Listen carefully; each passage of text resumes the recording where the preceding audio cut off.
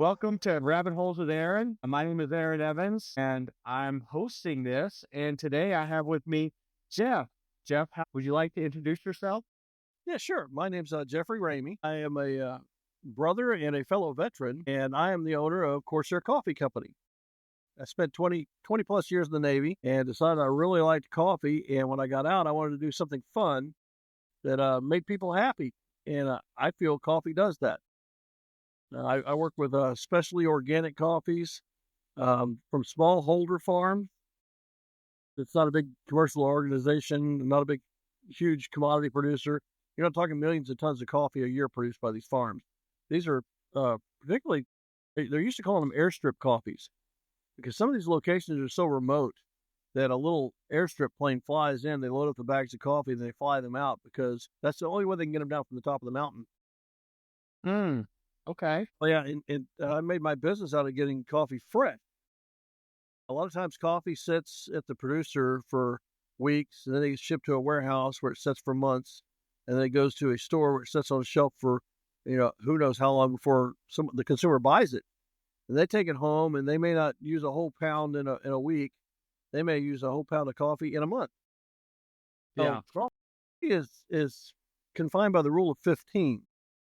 Green coffee that's never been roasted is good for about 15 months in the proper storage bag. Once it's roasted, coffee starts losing flavor after 15 days. Mm. And once it's ground, that's why people like whole bean. Once it's ground, the coffee starts losing its flavor after 15 minutes. Mm. Yeah, Okay. so my business is based on small batches. I don't keep a lot on hand, particularly for that reason. I've got a roaster I've got a relationship with. He's also the coffee farm owner and sends his coffee up from Ecuador through the port of Houston. He gets it in green, but it's green in the bag. And when I ask him for it, he makes me some coffee. It is so fresh. You usually have to wait a day or two for the CO2 to off gas after he roasts. Mm. It's Okay. that fresh. Okay. Veterans love coffee, and veterans know coffee, good and bad. Now they'll drink both. They'll drink both good and bad coffee, but I'm telling you, fresh coffee is where it's at. Yeah. Okay. Well, thank you. And, in talking to you before the show, we kind of discussed that you wanted me to come up with a rabbit hole to start us off. And so I'm reflecting upon my Patreon where I had a free member in a poll select throwing things at pigs. So I guess that's where we'll start. So what do you think about when we talk about throwing things at pigs? Yeah. I don't like assaulting police officers. Let's get that right out there. Oh, That's no, not no, no, I'm not no. a fan. Okay. I Not know that's that not what kind you of meant. pig. I know that's not what you Not that meant. kind of pig. Okay, about to get me in trouble here. No, I'm just playing. But Bring back the yeah, blue. throwing things at pigs. Yeah, So I think you and I touched on this a little bit before about it's really in reference to casting your pearls before swine and throwing out your best for the unappreciative and how that's never a good idea. And I concur. Some very famous people and the creator of the universe said the exact same thing. mm, Said, okay. said don't cast your pearls before swine. Right. Yeah, and in the podcast before we've talked, not you and me, but with another guest, we talked about, anonymity Mhm. and how it was really big. Well, it's kind of a subtle perspective that Jesus actually shares, and in a lot of his lessons and parables he talks about. He doesn't come out and say anonymity. So anonymity is not in the Bible. He refers to it, implies it. So in throwing pearls before the swine, he was like, don't throw your pearls, or as you kind of alluded to, your precious, gold nuggets that you've learned or that you learned from experience or from books, but whatever, your hardened, like processed, refined gold. You start throwing it at the pigs, they don't recognize the value of what you're giving them, and they just think you're throwing stuff at them. Yeah. And I haven't actually witnessed this with pigs, but I've heard about pigs in the wild, and they just attack you, and they'll gore you, and maybe probably eventually eat you. And so it's probably not a good idea to throw gold. Not only do you lose the gold because you lose your life, Hmm. but when you boil it down and if we deconstruct it a little bit and start taking a look at the underpinnings of this, it's really, it's almost, it makes me think of codependency a little bit. Over giving. You got a problem? Oh, you want water? Here's water. Oh, you want water? Let me talk to you about how to refine your own pure water, and or whatever. Or buy my product that makes water from the ground, and it's And not then take that exactly, water, and take that water yeah, and to make it into something absolutely delicious. okay. Sorry, never miss an opportunity. I know. Well, yes, thank you for, reminding us of how essential coffee is to veterans everywhere. But, Mhm.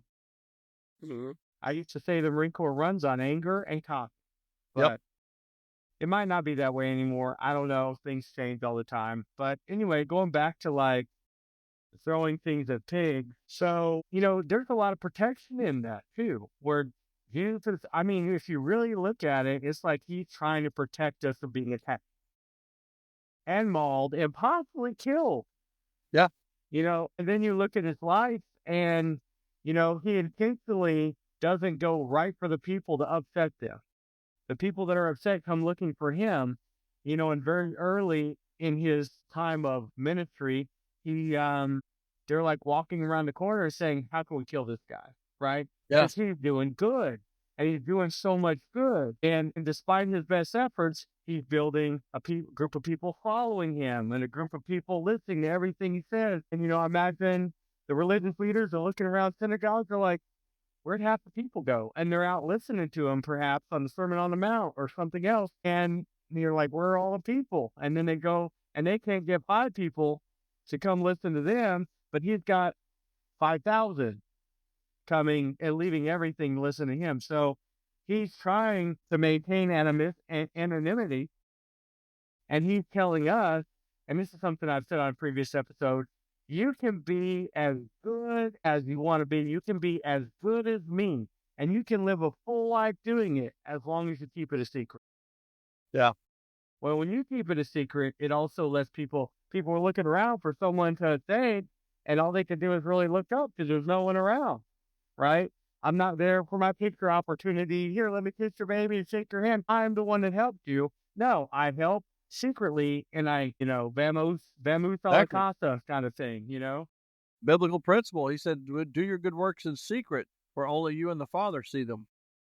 Right, Tying in with your casting the pearls before swine and how the people come looking for you. The people come looking for you. Literally, when Jesus cast the demons out of the man who was living in the cemetery, Legion, for he had many demons. right, They begged Jesus to be cast into the swine. They didn't want to go back to hell. Please just cast us into the swine. And right, Jesus said, I'll allow that. They went into the swine, and all the swine rushed down the hill and jumped into the sea and drowned. right. All the people of that town come looking for Jesus, and they were angry. He just destroyed their livelihood. They were swine herders, and they wanted him out. They wanted him gone. And so you don't have to worry about pissing people off.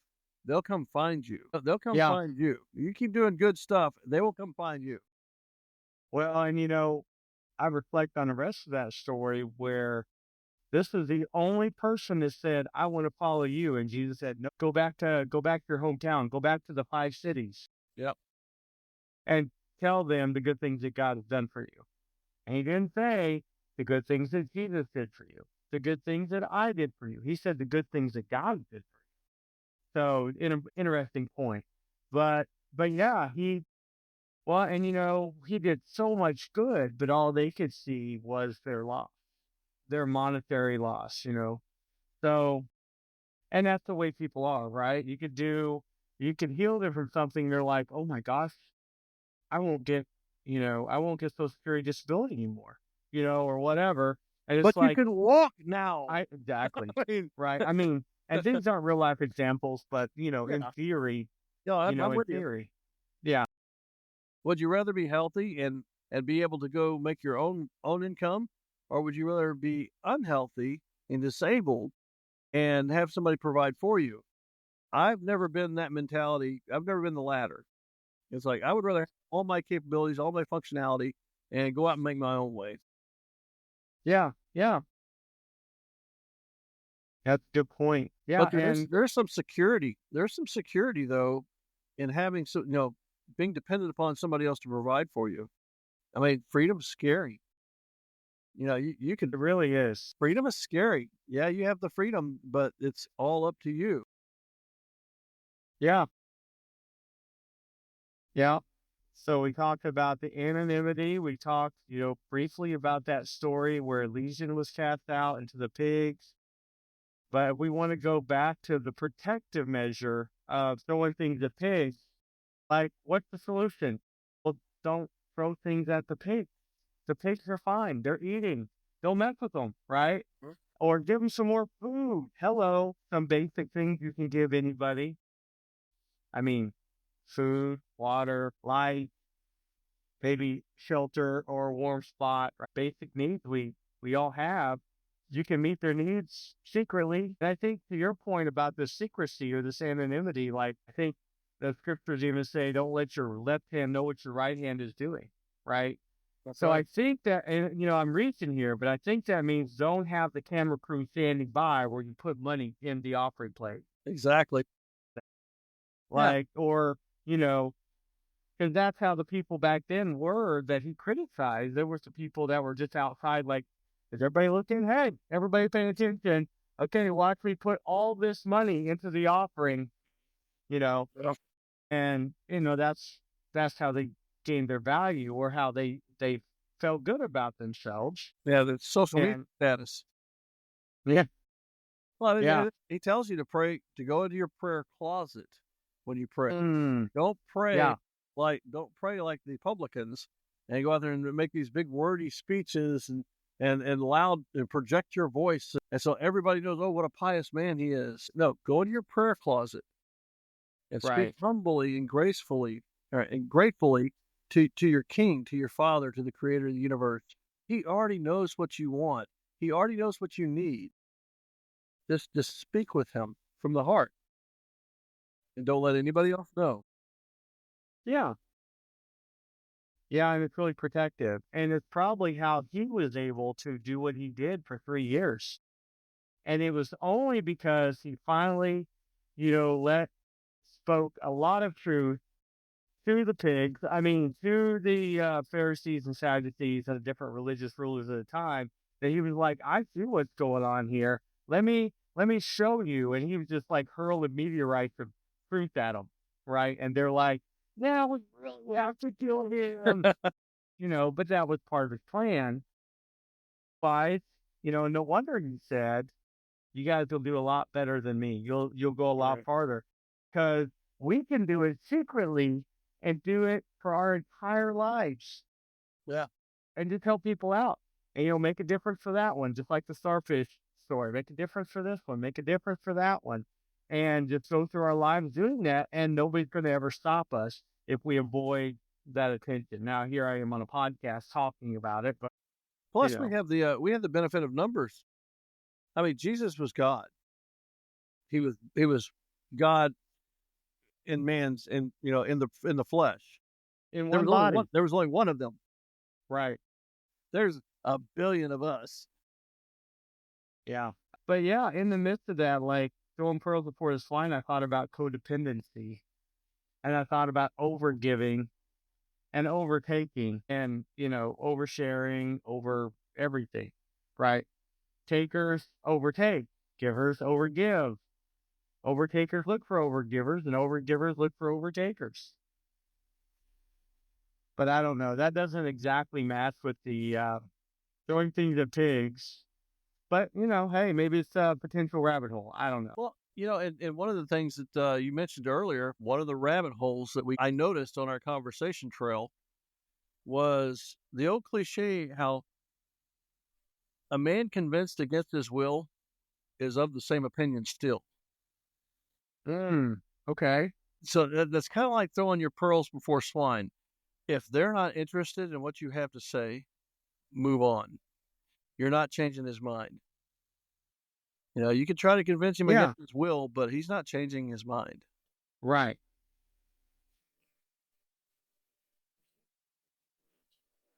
Yeah. That reminds me of a book I read on negotiation. It's called Never Split the Difference by Chris Voss. And in it, he says, when you haven't convinced the person, they'll say, you're right. But when you finally, and it's not by convincing, but it's by empathy, you finally convince them you're on their side, then they'll finally say, that's right. Right. And it's just the difference of a word. You're right is like, leave me alone. And that's right is like, I like, thank you. Please keep speaking truth to me, kind We're of thing. connecting, exactly. Yeah, Yo, when you're what connected. well, you always want to get on the same side of the table. Don't make it a me against you. Make it a us against the problem. Yeah, make it a us against the problem. And you'll know in sales when people are ready to buy, they start asking questions like, "Does this come in red?" Yeah, Right. they're not going to they're done haggling. They want to know if you can give them what they want. Now they've already just they want it.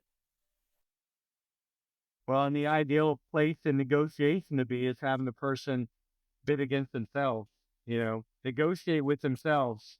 And that, so often that's happened to me at the dealership where I'm the guy negotiating against myself to make a payment to, well, yeah, Aaron, you really like it. Yeah. Well, okay. Maybe I can cut this and not do this anymore and make some life changes. Then I can afford to make this monthly payment, and now I'm arguing with myself and they just sit back there and go in their room, have coffee, laugh at you while you're not with the thing, and they come back out and like, okay, let's sign the papers. They come back out and they're like, "Yes, it comes in red." Well, and another thing is when it comes down to ideas, people will offer you resistance when it's your idea. They will defend it to the death when it's their idea. Right. So you don't want to be oppositional to somebody. You want to get on the same side of the table immediately. And remember, it's us against the problem, and then you help them identify the problem. And then when they come up with with an idea that maybe you've seeded or led them to part of the problem you can address, and they have an idea for a resolution. Now it's their idea. They're all on. Yeah. They're trying to convince you of the very thing that you're open to already.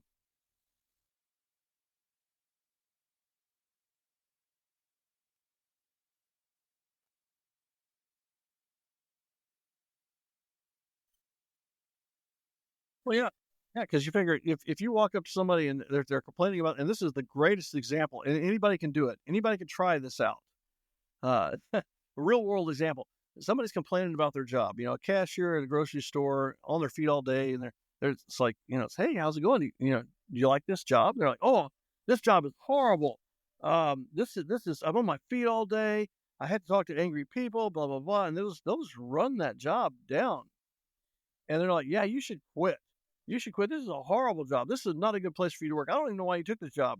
They'll immediately switch to start defending it. Well, it's not that bad. Yeah. I like the people I work with. I get to see a lot of people. You're like, wait a minute. Yeah. Just a second ago, you were ready to burn down this building. Yeah.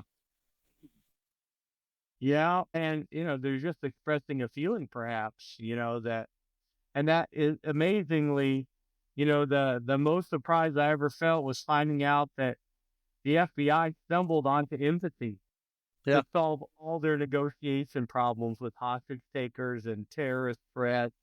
Like, just listen to them Mm-hmm. and hear their feelings. The story I like to share is like chapter 2 of the book I've been mentioning. And these terrorists, these armed gunmen, and I might mess this up a little bit, they're in this apartment room in an apartment complex, and they think they have two hostages and three guys with guns. And they can't, the phone doesn't work. There's no way to communicate with the people inside except to whisper and talk through the door. So they're waiting. It's been 5 hours of standoff. And all that the negotiation team did the whole time was say, man, I bet it is scary to think you might go back to jail. Or, man, it is scary to think you might get shot and killed. And just kind of empathize with what they thought the people inside might feel. And after 5 hours, the gunmen just came out without guns and let the hostages go. And they were like, hey, wait a minute. No. And after action brief, they're talking to these guys and interview them, and they're like, "So why did you guys use that room? Like, we met no demands. There was no negotiation.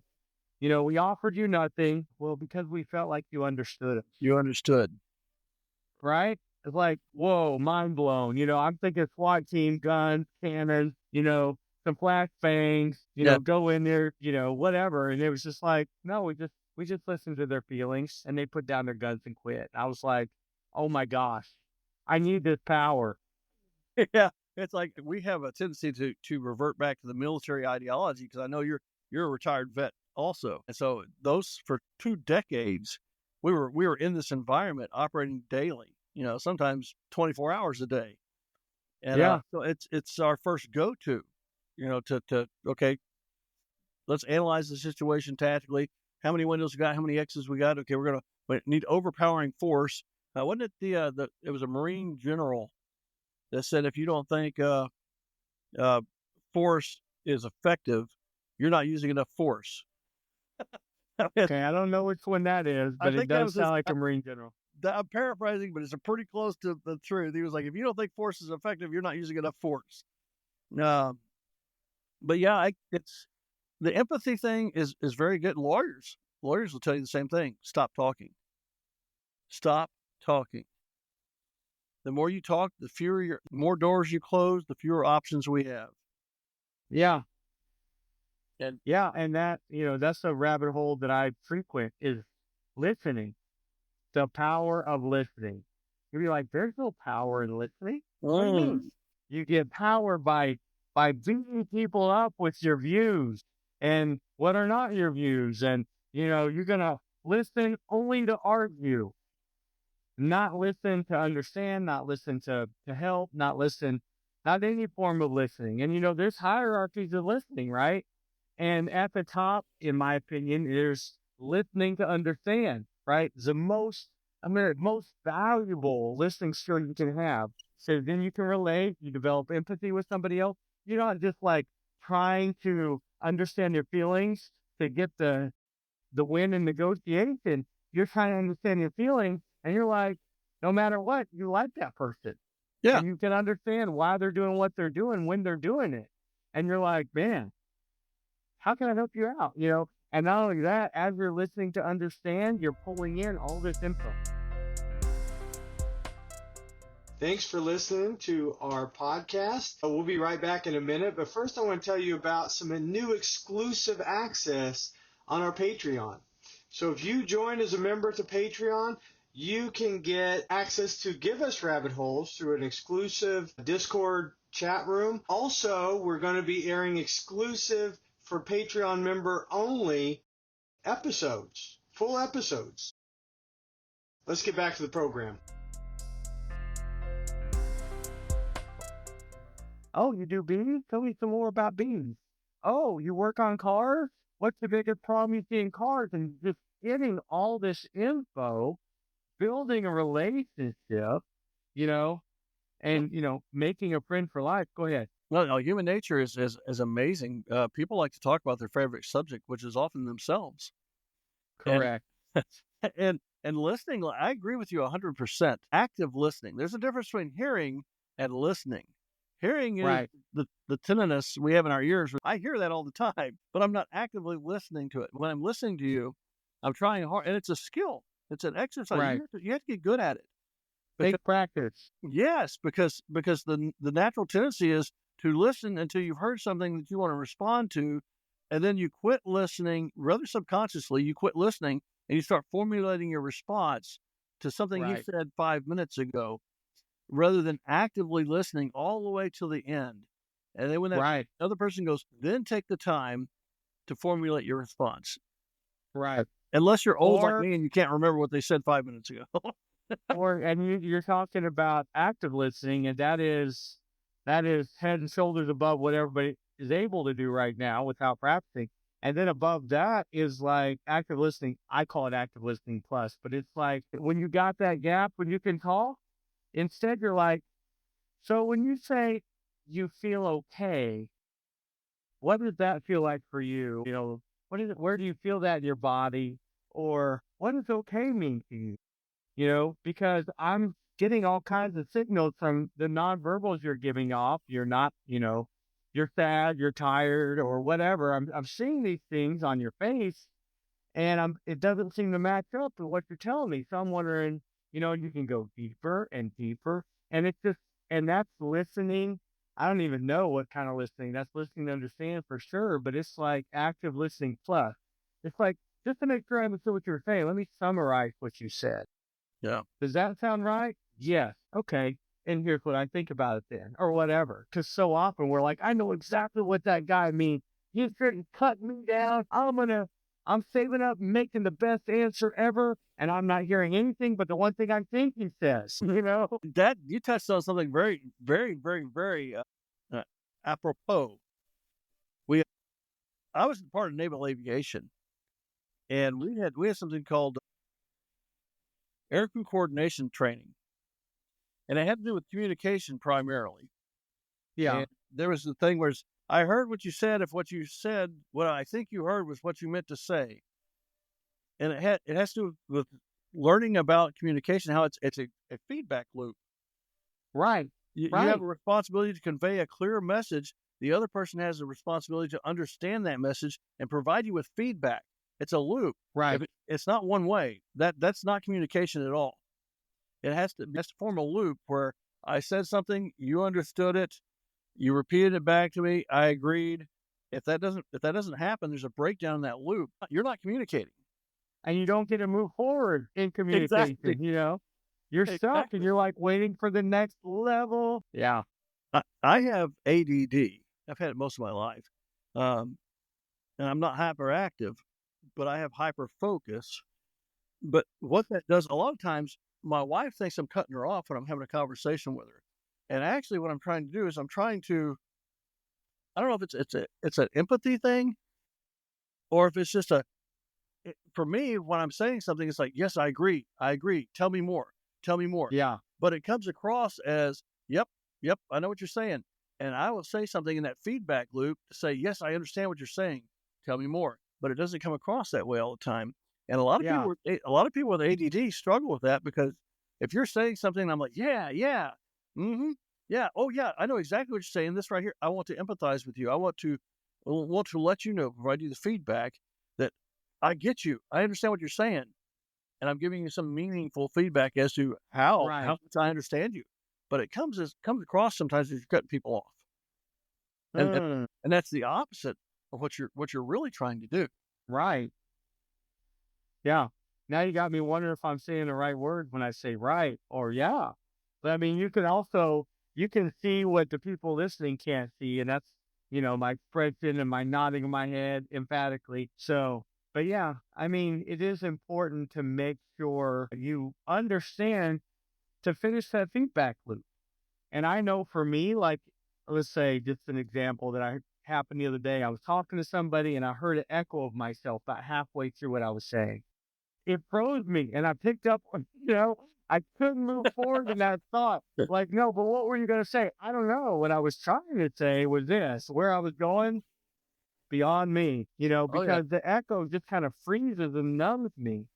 And I mean, I know it's a short term thing, and it's probably not true for everybody. You could probably keep talking right on through it. But for me, what well, were I you don't going to know. say? You, No, I don't know. I agree with you. Whenever I hear a feedback in a radio or on a telephone, it locks my brain up. And, yeah, and I don't it's like the know. gears are like, Oh yeah, and people on the radio deal with this regularly.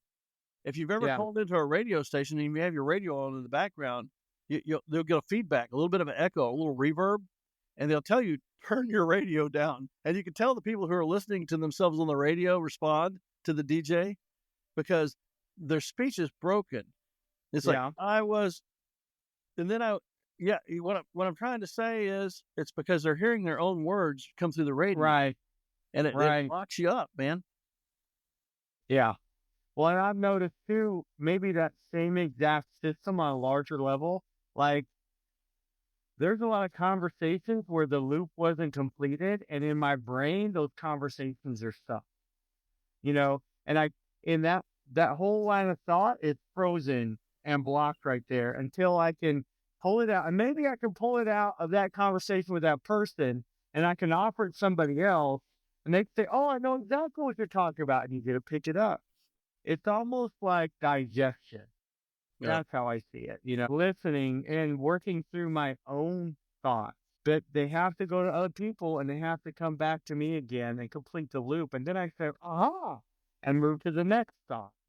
That's what I've noticed about myself in related to listening and in relation to moving forward in a thought. And listeners are so powerful. I am convinced that anything and everything good in this world is because somebody listened and listened well. I would agree You with that. know? I would agree with that. Yeah.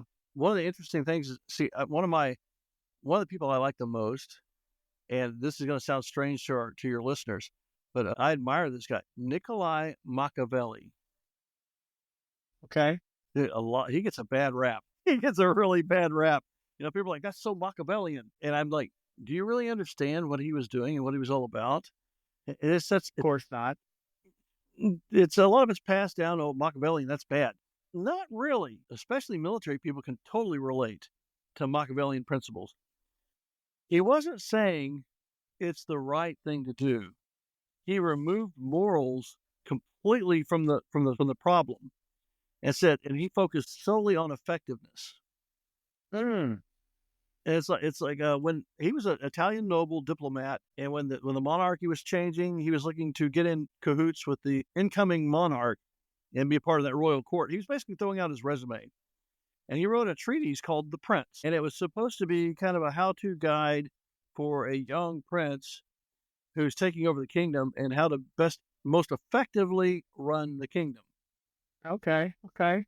And it had little nuggets in it like, it's better to be feared than loved. And people are, what? What? That's crazy. But if you're in government and you're in power, you can always get love from the people, but you cannot always exercise your authority over the people. But if you're feared, you will always be effective and be able to exercise your authority over people. So he was very pragmatic. He wasn't making an argument for these being morally correct statements or courses of action. He was just talking primarily about effectiveness. If you really want to be effective, this is the surefire way to be effective. And And that makes me think about society today. And thank you for talking about Machiavelli or Machiavelli. Mm-hmm. I think that's how you say it. Yeah. Because I've heard people say Machiavellian before, but I never understood what it meant. It kind of, to me, it was a big M word. So it was like, I don't know, mysterious or, medieval or whatever. So I always thought it was like a negative. But like now now I kind of understand it a little bit better. And the phrase that came to my mind is, how's that working for you? Like, Yeah. yeah, mom, I just having babies. I got 9 babies now. How's that working for you? And that's really, to me, that felt like it summed it all up. Like, it's a pragmatic view. It's like, well, it's the right thing to do and I'm suffering. Like, how's that working for you? Yep. Well, That's it. but that's kind of a smart aleck thing that people ask each other. But it really makes you think for a second, just like I'm sure Machiavelli thought. That was And, to his statement about fear is better than love. Go ahead. No, that was his whole treaty. It's not morally correct, but he left morals out of it. He said fear is better than love. To be feared is better than being loved. For a leader. Oh, I think I got the back. Yeah. For a leader, it's better to be feared than loved. For a leader. And he was talking primarily just solely about effectiveness. He wasn't making a moral decision on whether it's the right thing to do. It's the most effective thing to do. So Machiavelli said something about fear and love. Yeah. Now remember, these are not moral decisions he's making. He's not saying this is right, morally right. He's saying this is effective. And he said it was better for a ruler to be feared than loved. And he was talking about if you want to keep your head, if you want to remain the king, it would be better for you to be feared than loved. It's like I said, a lot of this stuff is not moral decisions. They're just extremely effective and pragmatic. When you and I were both in the military, we both had clearances. I know that. I had a top secret clearance and another Machiavellian ideology. that we used to joke about was whenever you had to have your clearance renewed, we'd always joke around and be like, "Hey, the only two people can keep a secret, right?" And the answer is if one of them is dead. Yeah. And that's a Machiavellian ideology. It's I not a mean, moral that's, decision, but it is correct. It is very effective. well, and think I need to explain to people listening to podcasts that we laugh at that because we're both in the military. So, yeah, Dark other humor is people kind are of our like, thing. maybe like death. That's so, why do we It's so jump to funny. that step? Can we take our time to get there? You know? No, it's dark humor as a coping mechanism, and There you a go. pressure vent for a lot of veterans. It's like I think I'm gonna go do some shopping therapy. Yeah, what are you gonna go shopping for? 6 foot of rope and a wobbly stool. It's dark humor, and we Exactly. we don't really mean it. It's just a way of saying, "Hey, I'm stressed and I'm blowing it out. Blowing it off." Right. Yeah, it seems to turn up the volume on, like expressing how we feel about it. Mm-hmm. When you talk about, that quote from Machiavelli, I instantly think two rabbit holes come to mind. One is examine fear and love and just how they work, those, just the concepts. And the other one is like dominance. So, like dominance, at least as Jordan Peterson talks about in his 12 Rules for Life and the other book after that, 12 More Rules for Life, I think it's called, or something. But he really explores dominance, and he talks about lobsters. And, so I think I'll go towards the dominance because it's my favorite flavor. And when you go down that rabbit hole, you end up with so many options. So Yeah. I want to start with that one. So for the listeners, like one lobster, two lobsters, they come under the ocean. This is things they found in their research. And when two lobsters, male lobsters, that come and face each other underwater, there's already conflict. And so they resolve the conflict, and there's different stages and escalation that happens. But at the end of the conflict, one lobster gets more dominant and one lobster is less dominant. And the one that ran away, obviously, is the less dominant one. And this affects every aspect of their health, their longevity. It affects their choice of different mates, their best selection of mates, best selection of home, best selection of food source. And so, like, all these factors are related for this very natural occurrence, right? And I think Machiavelli's kind of drawing on that, like, hey, it's not about right or wrong. It's about what effect are we having? And in this situation, dominance isn't about right or wrong. We want to feel sorry for the little lobster that had to run away, and like maybe he'll come back and he'll get the upper hand, and beat the more dominant lobster. I mean, and that's what all of our stories are, in a nutshell, and our movies and everything else, the underdog. Yeah, we love the And underdog. so we always love the underdog, but that's not the way nature is at all, and that's not the way we as humans operate. And Exactly. you can see it. We want And dominance has its purpose. And the higher and more dominant you get, sure, you get the best of everything. But, how many lobster battles did you have to go to get there, But you get the best of everything, sure. But here's the thing, no one will play with you unless you lose. Yeah. And so, that brings a lot of rabbit holes together, really, in one statement, because maybe Machiavelli, I mean, before we had scientists studying, you know, lobsters and their natural environment and finding out what dominance is, or juvenile rat wrestling, which I talked about in another episode, and all this evolution, this research.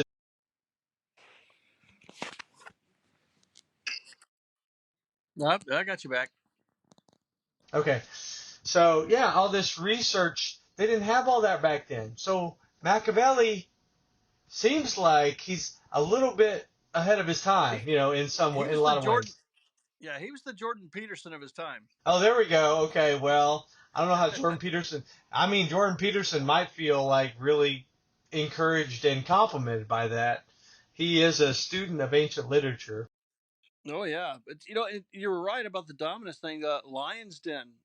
When the young lions come up and they're wanting to challenge the leader, the old guy he either sticks it out and he wins the fight, and he maintains leadership of the pride, or he gets ostracized and he's out in the woods by himself, hyena bait. It's just that's just the way of the world, and it's the natural order of things. There you go. It Yeah. doesn't have to be right. It doesn't have to be the morally correct thing, like the Soviet Union, going down another rabbit hole. The Okay. Soviet Union, they wanted everybody to be equal. They wanted everybody to be equal, and they succeeded. Everyone was equally miserable. Yeah. They had good intentions, but it was horrible execution of a great plan. There's no way you can effectively and successfully enact that plan because we're humans. We all have human needs and flaws. They still had to put humans in charge. And there was the Yeah, flaw in their plan, right? yeah. Absolutely. And so yeah, that's one rabbit hole, and there's plenty of other rabbit holes there, but I want to go right back to the fear, you know, and the difference between fear and love. And so fear is like instant, immediate reaction, right? Like, Mm-hmm. hey, I'm going to kill you. Well, okay, we're going to do what you say, kind of thing. Or just kill some and the rest are scared and they do what you say without asking questions. And this, it's harsh and it's cruel, but it's like, I mean, we're governed by fear right now. Fear of missing out determines like 90% of the choice we make when we go to the store. Yeah. Well, my next door neighbor has this weed whacker, so I really got to get this weed whacker, the next one up, and so it's just competition, this fear of missing out, and, you know, the fear that something bad is going to happen to us, the fear of death. I mean, Well, if you turn on your that can be TV, go ahead. and that can be manipulated too by malintent individuals with malintent. Yeah? Sun Tzu, The Art of War. You don't have to kill 500 people; just kill one very brutally and very publicly, Mm, and the fear will keep everybody else in line. yeah, Another Machiavellian principle. yeah, Is it morally correct? No, it's not even close. But right. it is extremely effective. Well, and, maybe in the end, less loss of life, actually, if you care Yeah, about that. yeah, In the yeah. end, it's like one person died and there's still 99, or Mm-hmm. 499, sorry, in your story. But you have to kill 500. That's just 500. A lot of Yeah. people Well, lost. So and you keep talking about fear, and it reminds me. This keeps popping into my head that still small voice that you have to learn. You have to train yourself to listen to, right, because that's the way God speaks to you. I keep remembering fear of the Lord is the beginning of wisdom. yeah, Now, I don't think fear as in being deathly afraid.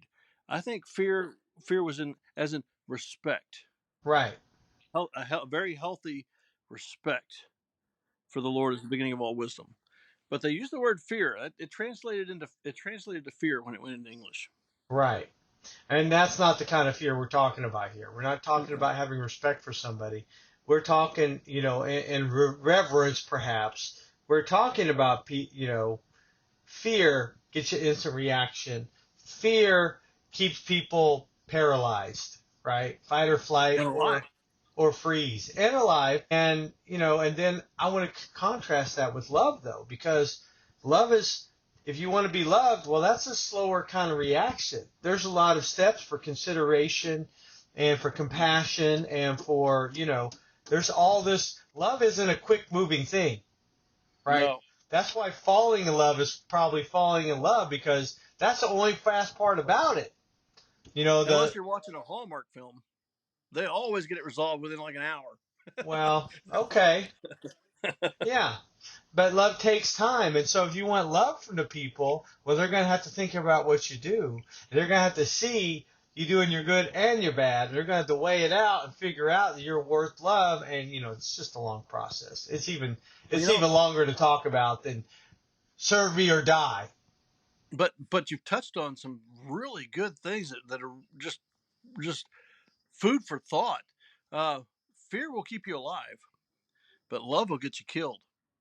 Because I'll die for my loved ones Right. without a shadow of a doubt. Jump in front of a bullet, in front of a train, whatever I got to do, it'll get you killed.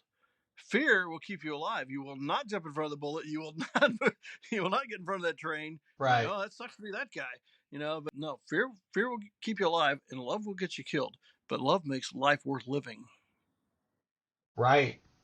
Well, and love for yourself might make me step in front of a bullet because I don't want myself to be remembered as a coward. Yep. Right? Good point. And so it's like I love myself. You could say I love my reputation, or I love, it's your reputation that people talk about with your kids. Oh yeah, we remember your dad. The apple didn't fall far from the tree, right? Or it could be like your father touched generations. Like I'm here because your father lived, or whatever. So, that kind of love and that love, and it's not like a selfish love. It's like just a balanced love for yourself, an acceptance of yourself. And like when I go out, I want them to say, I don't know how he's still running. He got shot 10 times, but he still tackled him and broke his jaw, and the police showed up and everybody was saved. That's the kind of thing, let's make a movie about this guy. That's the kind of thing I want to go down for. You have really, really, really, you touched on something else, that these rabbit holes. I love this concept, this format you have with the rabbit holes. Because Thanks. you start off with one thing and you hit all the little things that pop up. It's like playing whack-a-mole. But it's a lot of fun. Talking about that kind of love. Have you ever heard the Mad Mexican? Ramey? I can't remember his name to save my life because I'm terrible at names. He was nicknamed the Mad Mexican, Medal of Honor winner. Okay. Vietnam. You can look him up. I had his profile on my phone for a long time. I just cannot remember his name. This guy was incredible. Went back time and time and time again. He was getting shot full of holes, but he's rescuing his troops. They were bringing the Hueys in, and it was a hot LZ. I mean, these guys, they've already crashed like 2 helicopters trying to get these guys out, and every member of his fire team was just like shot up, and they were just getting chewed up, and he went out there and he was rescuing them all. And every time he'd get to the helo and put one of the soldiers up on the helo until he told them take off, and they're like, get in here, man, you're gonna bleed out, get in here. And he's like, no, there's one more, go. And they keep coming back and keep coming back and keep coming back, and then finally, when they got him on board after he'd gotten everybody that could be gotten on out, they got him on board and they thought he was dead. They thought he bled out, and they were zipping up his body bag, and he said he couldn't move, he couldn't talk, he couldn't do anything. The only thing he could manage to do was spit. So he spit in the triage nurse's face, and they're like, "This guy's still alive." But that's the kind of love he had for his fellow troops. Right. To go back into the pits of hell, the lion's den, over and over and over. And this guy, I don't even know how many bullet wounds he had. You can probably look up his Medal of Honor citation; it would tell you. But this guy was incredible. And you can look up some of his stuff on YouTube. Okay. Because he lived. But that's the kind of love. That's the kind of love you were talking about. Yeah, it's not a selfless love at all. The first couple of bullets I got hit with, man, I'd be like, I don't know if this is worth it. I think saving 3 people is probably enough. But he went back time and time and time again, and I mean, he should have been dead, but his love for his fellow troopers kept sending him back out. They weren't actively listening; they were only hearing. In that book on combat, I don't remember the name of the author, but if I remember it, I'll say it or put it in my Discord post. But anyway, he wrote about a police officer that was chasing a couple of, I think they were robbery suspects. And in the process, she was shot 5 times. But she apprehended them, neutralized them, and then her last movement, she called 911 for herself, and she took her pistol apart and threw it in separate places so nobody could get her pistol right away. And then she fell to the ground. The ambulance showed up and found out she had been shot through her heart. Oh, wow. And had still chased down the guys, caught them, apprehended or neutralized them, then threw her gun away, and then passed out. And she lived. Other people. And she lived with a hole in her heart. Amazing. Yeah, they were able to surgery, right? It's like, well, and that's, I mean, if the people that are so out of control of themselves on the strongest kind of drugs or whatever, and they could rush a police officer and get shot 10 times and not fall and keep coming, why can't the rest of us do that? And, the answer to that question is really probably movies, TV shows, and, other forms of media where people get shot one time and die. Well, that and angel dust is illegal. So, I mean, Yeah. I mean that was in the Philippines. The reason we don't carry 38s, the reason we carry 45s, was during the American-Philippine War. The Filipinos would get all hyped up on these drugs, and they would come at you with these knives. I forget what they're called, a kwarti or something like that. It's the shaped blade. Yeah. They would come out, and the 38s were just blasting holes all the way through these guys and not stopping them. And so that's why they came up with the 45 caliber ACP, because it would knock them down. Right. Yeah.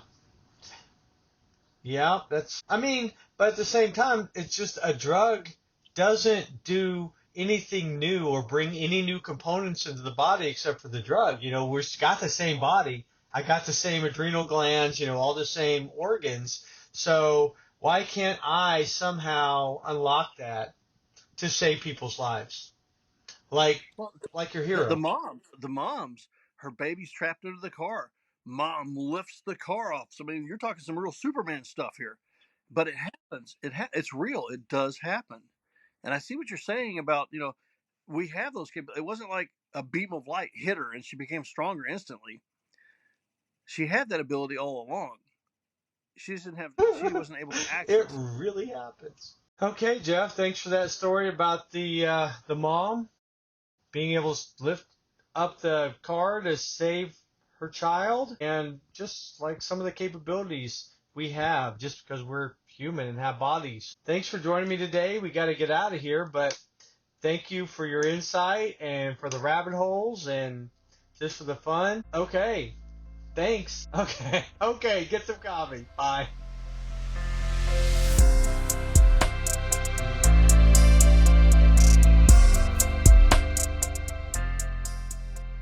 Thank you for stopping by and checking out Rabbit Holes with Aaron. If you want more information, Rabbit Holes with Aaron is on Facebook, on Patreon. Check us out. Let us know what you think. Thanks.